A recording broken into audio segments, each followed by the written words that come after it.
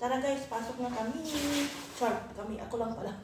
Yan, ganda ng araw ngayon guys. So ganda ng bag ko ba? Bigay na ang asawa ko. White na white talaga siya guys. Yan. Susi ko pala. So tapos na ang holiday guys. So back to work na si Akit. Maghintay ako ng bus guys doon. €2. I-ano ko yung bus bayad pamasahe. €2.40 ang pamasahe ng bus guys.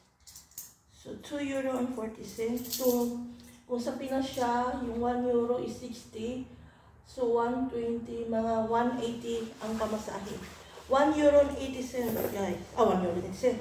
180 pesos pag sa Pinas. Pero kung dito siya, €2.40 lang. Kung sa Pinas, 180. Guys, tara.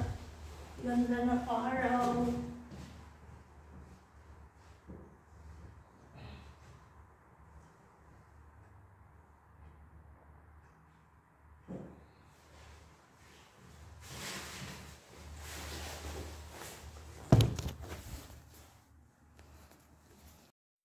Time check tayo guys is 8:05 na siya. So, baba na tayo guys. Kasi darating yung bus ng 8:40 sa bus station. Okay. Close. Everything is okay. So, coming down na siya guys. Char. At syempre, naka-jacket siya guys dahil medyo malamig pa siya. Ayan. Punta na ako ng bus stop guys.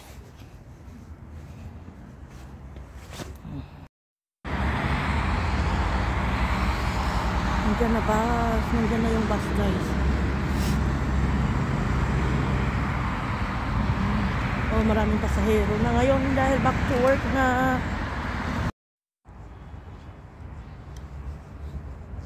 Nandito na ako guys sa mall. Tapos na ang holiday. Back to work na naman si Akits. Yan guys. So maaga pa guys. May 1 hour pa ako. So pupunta ako sa taas. Magkakape. Or baka mag-order lang ng hot chocolate sa McDonald's. Yan guys.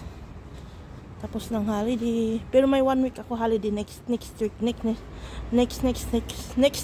week. Sa January 20. So, stay in the home, stay at the home, stay 1 week.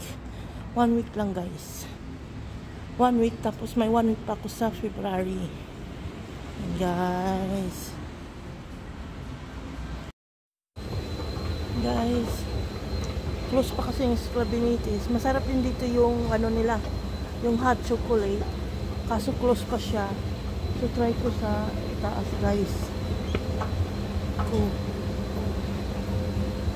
Kung maganda, kung open na siya. Kasi mag-open ng 9 o'clock yung McDonald's. Yan. Close pa lahat guys.